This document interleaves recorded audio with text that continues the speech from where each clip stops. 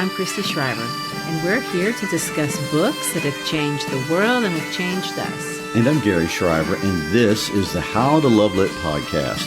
This is the fourth episode in our 5-part series on Macbeth, and as you might guess today, we are going to discuss, for the most part, Act 4. In episode 1, we set up the historical context that situated Shakespeare's writing of the play, as well as Act 1 in episode 2. Act 2, Lady Macbeth and the murder of Duncan. And last episode, episode 3, we learned what is famous about Moot Hill, its Scone. And we discussed Act 3, which includes the infamous banquet scene where presumably the ghost of Banquo visits Macbeth. And we left the episode discussing Macbeth's choice to move forward towards evil instead of changing courses towards what would presumably be repentance, and changing directions, and he's going in the opposite direction. And Macbeth famously says, "For mine own good, all cause shall give way. I am in blood stepped in so far that I should wade no more. Returning were as tedious as going over. Strange things I have in head that will to hand, which must be acted ere they may be scanned." In other words, I can't repent. I've gone too far to go back. At this point, it's just as hard, if not more so, than moving forward. He also emphasizes that from here out, he will focus first and foremost on his self alone. The words, "for mine own good, all cause give way." I think I've heard that sentiment expressed other ways. You know, the phrase, "I'm going to get mine and get it first, no matter who it hurts." Yep. And today we'll see what, or really who, must give way for Macbeth to get what he wants. We'll see specifically what those strange things were that were in his head and how those impulses affect not just Macbeth, but the whole world around him. You know, I want to point out that artistically, Shakespeare has painted brilliantly an entire world with only two colors, red and black. I mean, I highlighted that contrast on our Macbeth icon on the website. It's the red and black color scheme. I mean, it's beautiful, but in a shocking, discomforting way. And I'd also like to point out that red and black are the team colors for the Central Missouri State University, home of the Fighting Mules. Go Mules! Well, that's a great point to make. I don't know that the mules want to be compared to Macbeth, but okay. You know, Shakespeare wrote an almost monochromatic play. I mean, it's devoid of color, except for red. It opens in blackness in Act 1, Scene 1. And the first line of Act 1, Scene 2 is, "What bloody man is that?" I mean, the blackness of the play only lends itself to the red of the blood, which will not stop spilling. Well, it will stop, but just long enough for us to revisit the darkness, and then occasionally some bearded sisters. But Act 4, more perhaps than any other of the acts, reminds us, even if it's just intuitively, that the play, although it's painted in blacks and grays and reds, you know, it reflects human experience, and one that's the sharpness of it, it's outside the bounds of identifiable moral certainties. I mean, we'll oscillate between dualities, and we wonder if we're bound by destiny, and sometimes we only see life in blacks and grays and reds. So, Christy, why do you say that is more prominent in Act 4 than the other acts? I mean, we have seen moral ambiguity since the beginning, starting with those weird bearded sisters. Oh, and those ladies are back. I mean, Act 4 reminds us that Shakespeare is not moralizing in his play. He's not trying to tell us how to live. He's demonstrating how complicated life choices really are. And he even questions whether there's even such a thing as choice. Why do we do what we do? And why do we violate our own sense of right and wrong? I mean, where does the evil come from? This act makes no moral sense, even within the logic of the world of Macbeth. But before we enter into Macbeth's impulsive world, let's take a minute to look at a little bit of Macbeth witch trivia. Not just because the witches are the heart of Act 4, but last episode we made a few comments that I think need a little more explanation. We commented that the witch scene of Act 3 was a later addition. It wasn't original to the play. And we didn't mention, but I think we should. Why do scholars think that Act 3, Scene 5 was added later, and why does this matter? I mean, it's not crucial to understanding the play, but it's a bit of fun. So let me tell you the story. In 1610, a few years after Shakespeare wrote and initially performed Macbeth, there was a younger playwright named Thomas Middleton, and he wrote a play called The Witch. Now, The Witch wasn't very successful as a play, but the music of the play was successful, to the point that two of the songs from his musical, specifically the songs Come Away Hecate and Black Spirits in White, are referenced by title in the 1623 folio version of Macbeth. And in 1673, the songs are included in full in Macbeth. And, I never think of musical theater being a medieval thing. I know, right? But Macbeth was performed as a musical pretty early on. During the English Civil War, that was in 1642, Parliament closed all the playhouses, and those playhouses didn't reopen until 1660. When they reopened, things were different. Women were allowed to perform in public. There was a lot better technology that would enhance the performances themselves. Plus, music and dance were in demand. So we had all this demand, but nobody had written any new material. So they got these old plays and they modified them, and ba-boom, Macbeth the musical, a hit. Well, I guess we're going to have to thank Oliver Cromwell. He's probably the only one that could have turned Macbeth into a musical hit. But, I guess since there were no copyrights, there could be endless versions of Macbeth and countless other productions, not just of this play. So does this mean that the play was altered or that it even really mattered? No, ultimately, I think you're right to point that out. It doesn't matter. Maybe people wanted more witches. Maybe they wanted songs. Maybe not. Maybe Shakespeare really did have originally 4 witch scenes, which is unlikely. People think, no, there was probably only 3.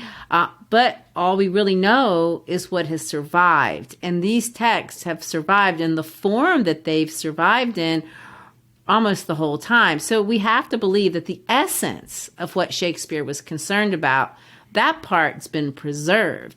And what concerns Shakespeare isn't really the music, obviously, and it's not even the political parts of Scottish history. The political parts, they're not even accurate. They've been oversimplified. Duncan wasn't a saint like he's portrayed in the play. His country was in a constant state of war, and he wasn't even considered a good king. Banquo was definitely not a martyr in real life like he's portrayed in the play. In real life, he was totally involved in the murder of Duncan. Now, you could say that maybe Shakespeare's pandering because King James really did believe that Banquo was a relative, but that's not really the full reason. We have to think about the dramatic focus. And the dramatic focus of the play is not politics. It's the complication of human choice. In Act 2, Macbeth makes a choice that in his mind is morally wrong. It doesn't matter if you're the audience and you think Duncan is a good person or a bad person, or if murder could be justified in this bloody world of Scotland. It doesn't matter because Macbeth does not struggle with that part of it. For him, he is unambiguously committing a morally wrong action. He has zero ambiguity about what he's doing. He's clear-headed. For Macbeth, killing Duncan is wrong, and he does it anyway. He makes the choice. The witches don't make the choice. Lady Macbeth doesn't make the choice. He alone does it. But then Shakespeare equivocates. Or does he? And that's what's interesting. The interesting part of the play is not Duncan's murder, but the psychological and moral decline that occurs after this first choice and creates this necessity for choice after choice after choice that follows. I want to point out something that I find psychologically interesting. Macbeth commits this first murder himself, and after he's done it, he makes comments that suggest he needs to kind of suppress a part of himself to move forward. And he says things like, I'm afraid to think of what I have done, or look on it again, I dare not. But these other murders, Banquo's murder and Macduff's family's murder in Act 4, I mean, he commits by proxy. And in other words, he pays others to actually carry them out. And Macbeth's moral universe at first pass seems to be a simple one. He's tempted by witches. Perhaps his wife then commits the ultimate Christian sin, killing God's anointed, and then descends downward from that point on into something he won't look at and into, and something that literally keeps him awake at night. But, there are so many problems in simplifying this play. Ambition, although certainly an element of Macbeth's path to destruction, does not really seem to be at the heart of it. Macbeth at no point even says that he wants to be king. That bit comes from his wife and seems more what she wants for him than what he wants for himself. And what Shakespeare seems to be interested in is not what motivates us to do evil or even labeling a person as evil. I mean, I don't think he does that. What we see is one man's relationship with evil itself, perhaps the evil within or evil without, and its effect on him. Which brings us back to the weird sisters, because they are definitely evil and they're not on Macbeth's side. Macbeth leaves the fellowship of men with this intense desire to fellowship with the weird sisters. He has a purpose. He wants to subvert the natural order of things, the natural order being God's ordained ordering of men and beasts. Now, today we don't see kings as being ordained by God, but most of us really do see the universe as ordered and having a natural order. And there is a moral component to the universe. When Macbeth kills Duncan, he upsets that natural order. And nature, throughout the play, nature responds. Nature acts strangely. And one question Shakespeare may be asking is if this is a thing that humans have power to do. Can we as humans, with any kind of success, challenge natural law and get away with it? I mean, God ordained Duncan. In this play, that's the natural order. And here's Macbeth trying to subvert nature. Whether way you can think about it, if you don't want to look at it from, that Christian worldview, is here is Macbeth trying to alter fate. If you remember from Beowulf, if you're familiar with that text, fate is an Anglo-Saxon term. It's an idea for them, and their word for fate is weird. It's not pagan. I mean, the play's not pagan, but the word weird is a pagan Anglo-Saxon concept, and it means your fate, your destiny. Often it means doom. Weird is a pagan goddess, and in that worldview, weird actually intervenes actively, which brings up that in some ways Macbeth is a Christian play. I mean, it has to be. There's dozens of references to heaven, to hell, to the devil. So it's definitely a Christian play, but it has a very pagan element. I mean, even in religious terms, we see Shakespeare equivocating here. I mean, who is running the world? Well, after that description, I'd also like to throw in, you're getting some Enlightenment thinking in this philosophy before the Enlightenment even happened. So, again, Shakespeare ahead of his time, But Machiavelli uses the word fortune to talk about that uncontrollable element of the future, and he was Catholic. Machiavelli argues that in our lives we have agency, but our future isn't totally controlled by our agency. That agency is mingled with fortune and fate, if you will, and that we can control fortune and fate in the beginning, but at some point, if we're not careful, fortune runs away from us and we lose control of it like a river. Well, the old pagan Anglo-Saxon religion kind of says a similar thing.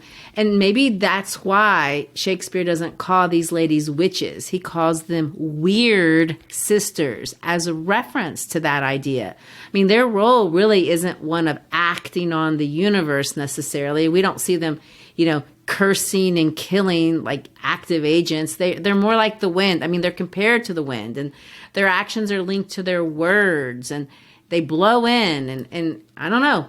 Act 4 has got a lot more equivocating. And I don't understand this. Not really. Does he think the weird sisters are making things happen, or does he just want to know the future? Because, I really don't. I don't see how this helps him. I mean, they have already told him that he won't have a dynasty.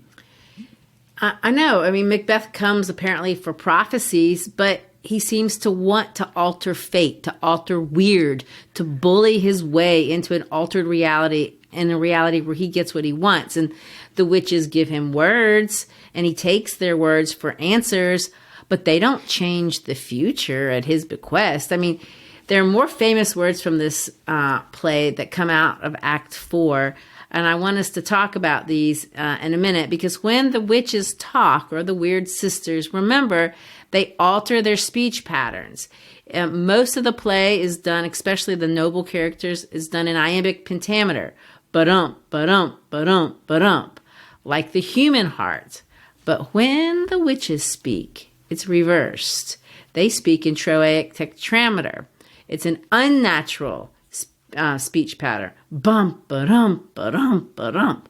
Read for us those lines and listen to those speech pattern here. And I love reading this line. Double, double, toil and trouble, fire burn and cauldron bubble. Yes, double, double, toil and trouble. I mean, compare that as opposed to a phrase out of Act 1. I dare do all that may become a man. A man speaks, ba-dump, ba-dump. But the weird sisters speak, bump, ba-dump, ba. It's the opposite.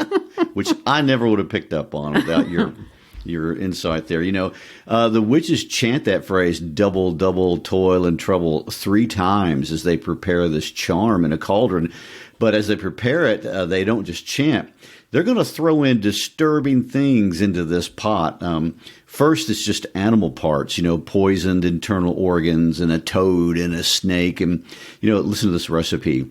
An eye of a lizard, a frog's toe, wool from a bat, a dog's tongue, a snake's tongue, a worm's sting, a lizard's leg, a baby owl's wing. I mean, I don't know where you find that, but a scale from a dragon's skin, a wolf's tooth, and a shark's stomach.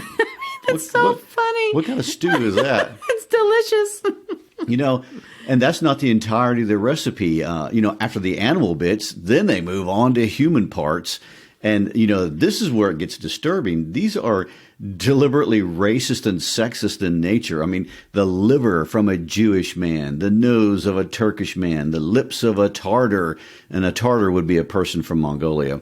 And perhaps the most disturbing of all, the finger of a birth-strangled baby that had been ditch-delivered by a prostitute, and all of this chilled by baboon's blood. Of course, what is interesting about this list of human parts is that in the Christian theology of the day, all of those people are damned to hell. The Jew, the Muslim, the Mongolian, and the unbaptized baby of a prostitute. To me, it kind of confirms that these weird sisters are witches, and the witches are evil, which, of course, is what King James vehemently believed. But it's really not totally clear what they're actually doing this for, but what a concoction. Well, and as evil as these ladies are, here they are literally throwing human body parts into a bowl. When Macbeth approaches, this is such irony. Look at what they cry out. By the pricking of the tongue, something wicked this way comes. And the something they're talking about is Macbeth. Even to witches, he is not a person anymore. He's a thing. He has totally dehumanized himself. And these ladies with these body parts are calling him wicked. Even by their definition, he's wicked. Macbeth, no matter what he's been up to at this point in his life, at this point, he has turned himself into something evil. For sure, when witches call you wicked, you have gone too far. Gone to the other side. And we see this correlation between becoming evil, and becoming evil means becoming something that is defined as not human anymore. And Stephen Greenblatt suggests in his book, Tyrant, the more you try to be superhuman, actually, the more subhuman that you become. Macbeth leaving the fellowship of men for the fellowship of witches. I mean, if it's anything, it's an exodus from the milk of human kindness, if we're going to use Lady Macbeth's words. And it's going into something that is not human, whatever these sisters are. And Lady Macbeth wondered if he had the capacity to leave his humanity behind. And it turns out that he actually does. Well, and notice how mean he's to the witches. I mean, he calls them secret black midnight hags. I mean, he tries to bully them into giving him what he wants. I conjure you, answer me, call them, as in call their masters, tell me. I mean, these are all in the imperative mode. That's pretty bold to try to bully witches. I mean, but they give in, they appease him, and they give him visions. Well, yeah, and the first vision is of an armed head. And obviously this is supposed to signify war. The head says, beware Macduff. And Macbeth is already plotting against that guy. And then there's the second vision. And the second vision is a bloody child. And the bloody child says, be bloody, bold, and resolute. Laugh to scorn the power of man, for none of woman born shall harm Macbeth. This seems encouraging. I mean, everyone is born of a woman, so Macbeth interprets this phrase, none of woman born shall harm Macbeth, to mean that no one who's been born of a human can harm him. My first thought is those two statements don't make any sense. I mean, why would the first prophecy say to beware of someone, then the very next prophecies seem to suggest that you're invincible and you can't be harmed? I mean, if you can't be harmed, why do you have to beware of anyone? Well, exactly. And it seems that the sisters, they can't lie, but they can equivocate. They can mislead, and this is obviously what they're doing. I mean, remember, Banquo told Macbeth this back in Act 1. Banquo says that the instruments of darkness tell us truths, win us with honest trifles to betray in deepest consequence. Banquo knew what he was talking about. The Weird Sisters don't care about Macbeth. I mean, they don't care about anyone. They don't care about Duncan or Malcolm or Macduff or Lady Macduff. The Weird Sisters are outside this natural order of our world. And the third vision is of a crowned child with a tree in his hand. And he says, Macbeth shall never vanquished be until great Burnham Wood to high Dunsinane Hill shall come against him. I'd like to point out that Dunsinane Hill is a rocky cliff that's 1,000 feet high. It's part of a series of hills that run in east central Scotland. So, it's not something one can just move. Of course, trees can't move anyway. So this vision seems to be of something that is really particularly unlikely to be going anywhere. True, but again, Macbeth hears what he wants to hear, and he doesn't consider that maybe this is a riddle. He responds, that will never be. I mean, who can impress the forest, be the tree unfixed his earthbound root? Well, the final vision, of course, is a historical favorite. It's offered to Macbeth because Macbeth asks a specific question about Banquo's children, and he wants to know if Banquo's children will ever be kings of Scotland. Well, and he shouldn't have to ask that. They told him the answer to this back in Act 1. That's the first thing they told him. He would be king, but Banquo's descendants would be. I want to point out, too, Shakespeare is no dummy. There's an understatement. And this little addition may be a bit of fun for King James.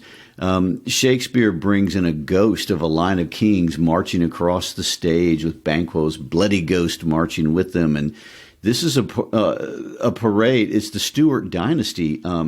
Robert II, and then the third, and then, of course, James the First, and second and third and fourth and fifth and sixth. And Shakespeare did leave out Mary, Queen of Scots. But anyway, she may have still been a little bit of a tricky subject in England at the time, considering her relationship with Elizabeth and the fact that they, had her killed. Well, to add to your point here, that last ghost, it's in the stage directions. He's supposed to have glass in his hand, which seems weird. But historians think that the glass may be a mirror.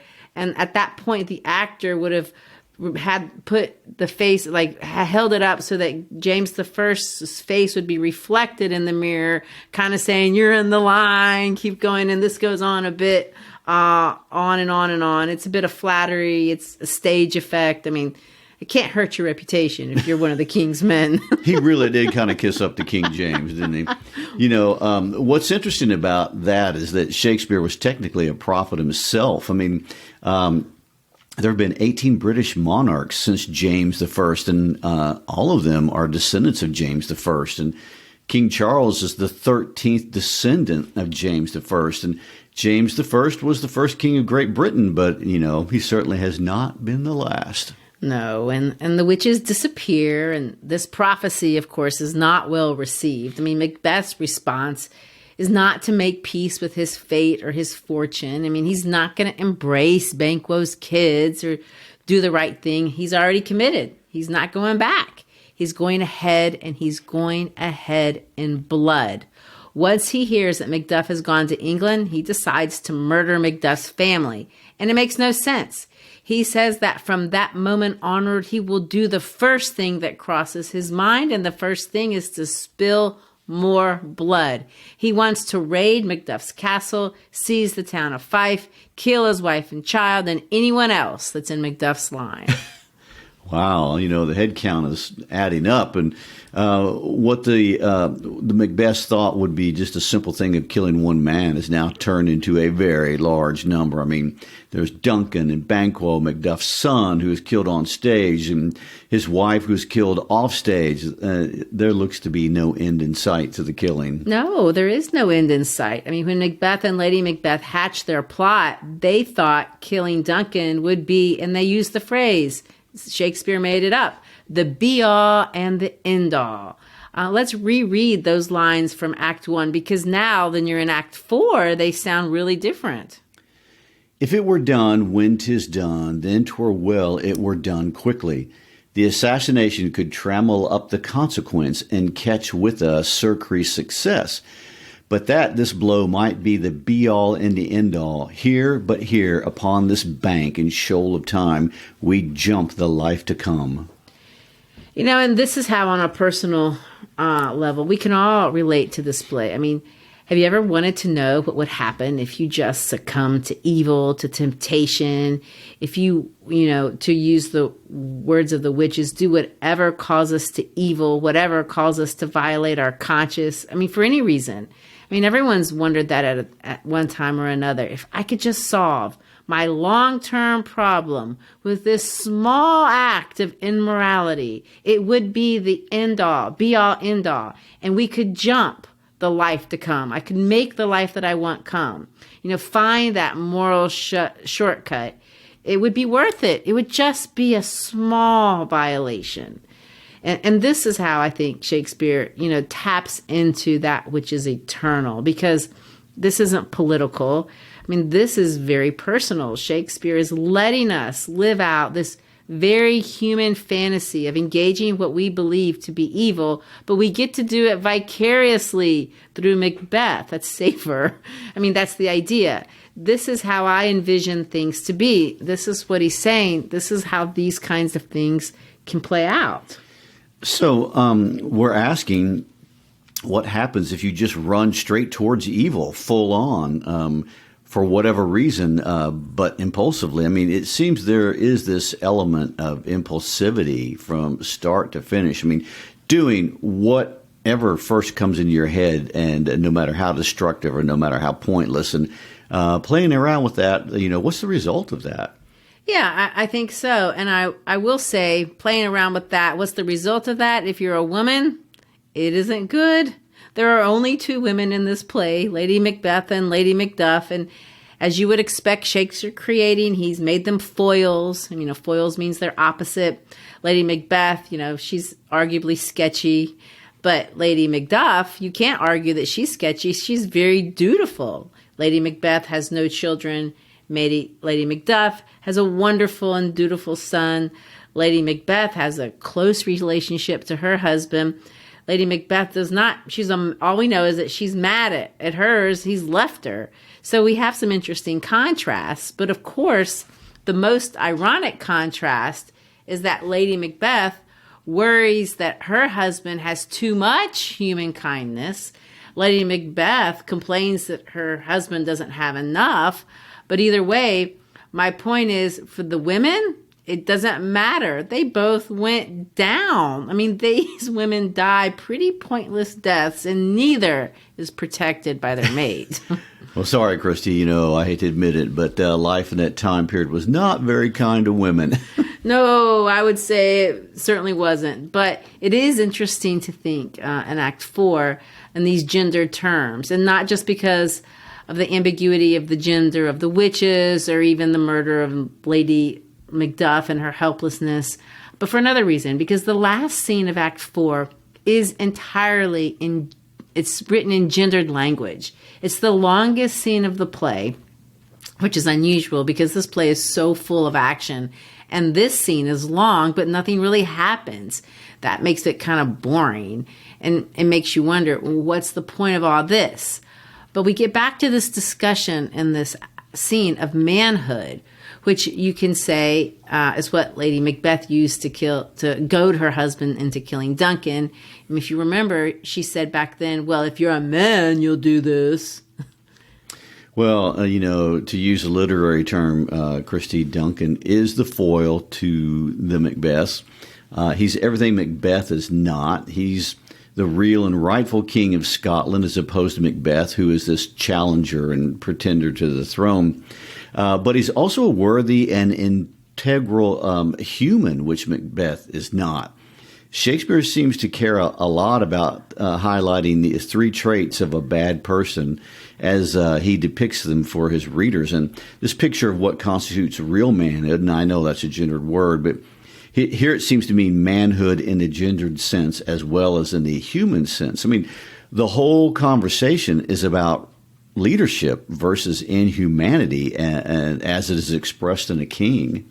In this scene, it isn't all that interesting for a lot of play watchers, to be honest. But because it's so long, it is worth thinking about before we get into Act 5, which is more manic death. Oh, good. I know. So let's get into this discussion of manhood, because that's a good place for us to end our discussion today. But before we do, I also want to talk about numbers. You mentioned the number 3. You can't read this play without noticing this emphasis on numbers. Shakespeare's unusually specific about creating motifs with these numbers. Now, as you might expect, as an English teacher, I'm not a numbers person, but neither was Shakespeare. Shakespeare, by the way, contrary to popular belief, had a fantastic education there in Stratford, and maybe we should revisit that next episode. But math was not a part of their curriculum beyond just arithmetic at that level. But in Macbeth, Shakespeare clearly and deliberately plays around with numbers, the number 3, but also the number 2.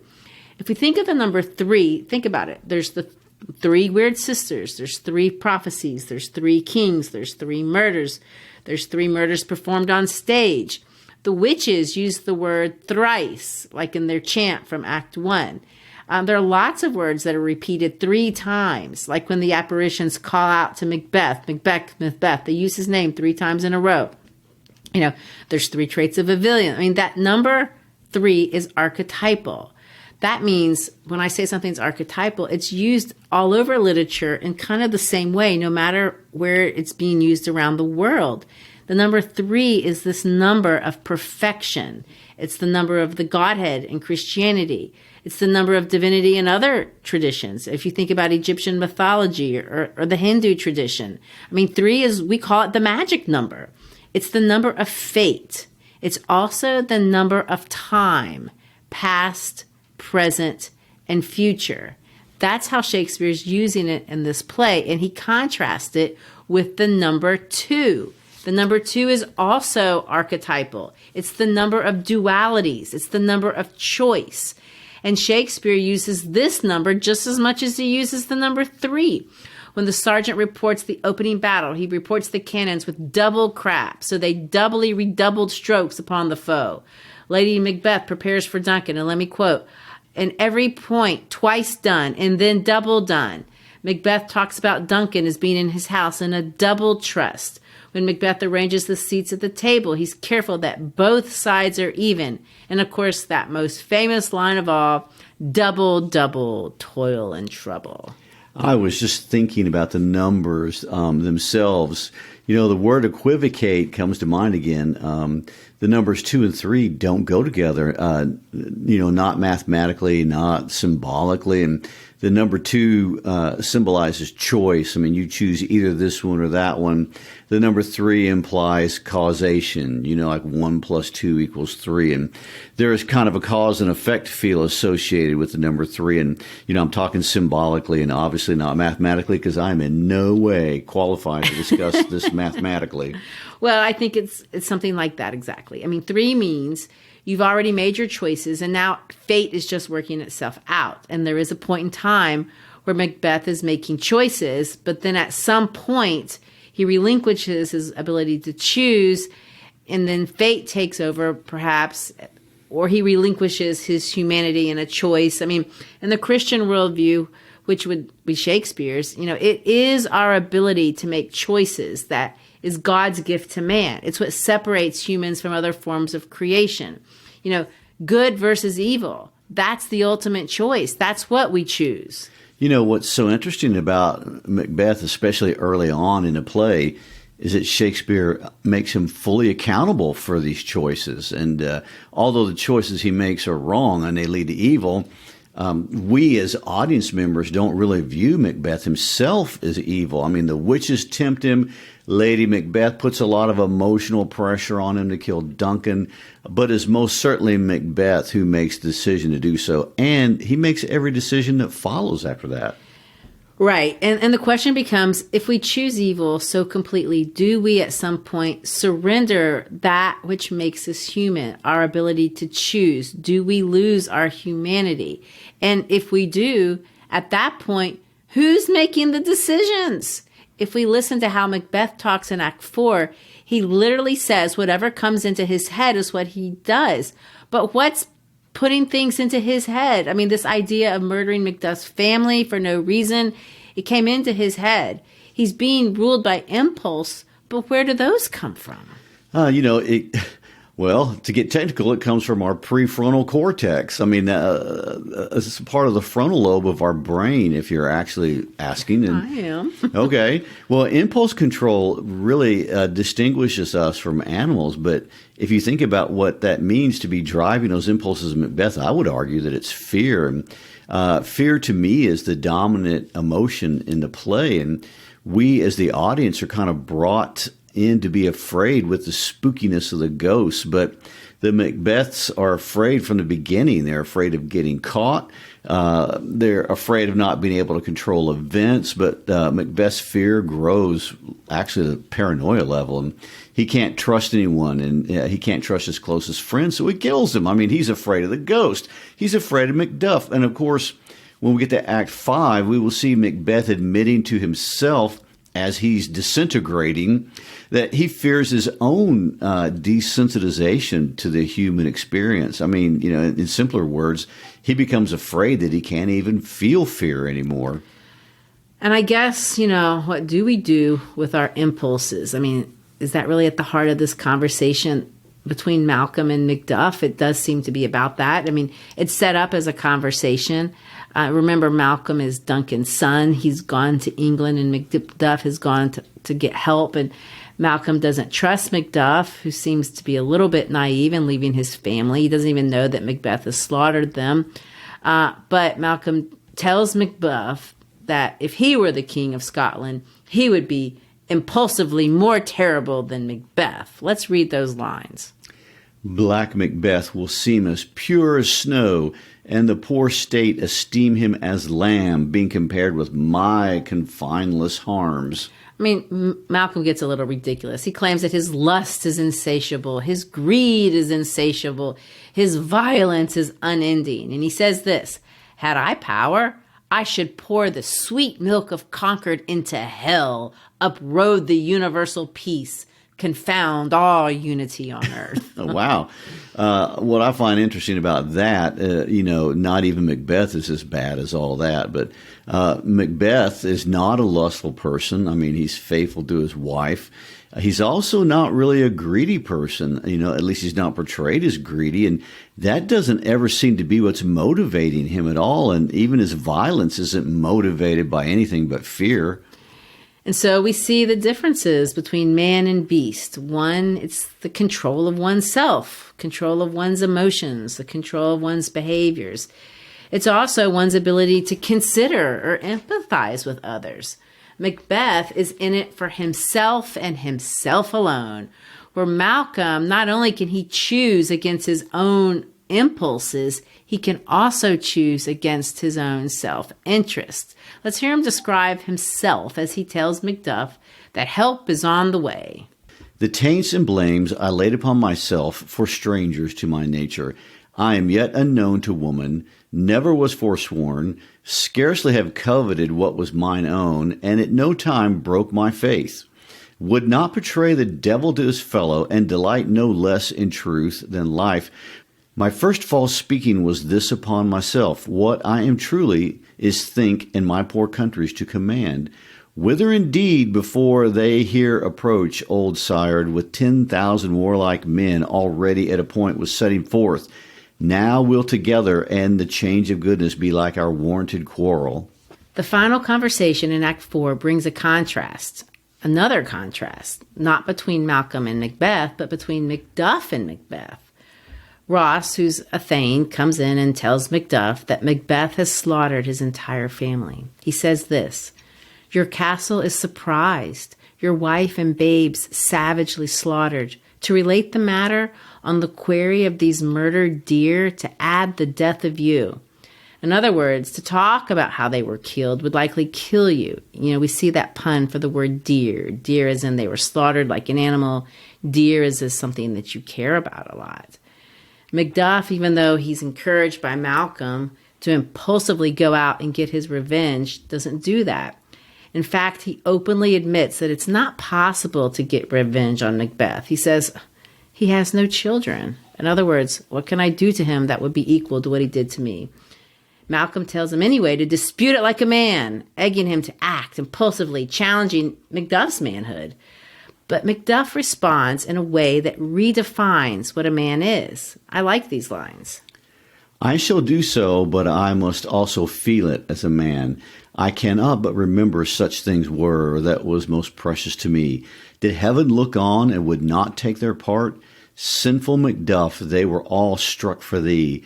Not that I am not for their own demerits, but for mine, fell slaughter on their souls. Heaven rest them now.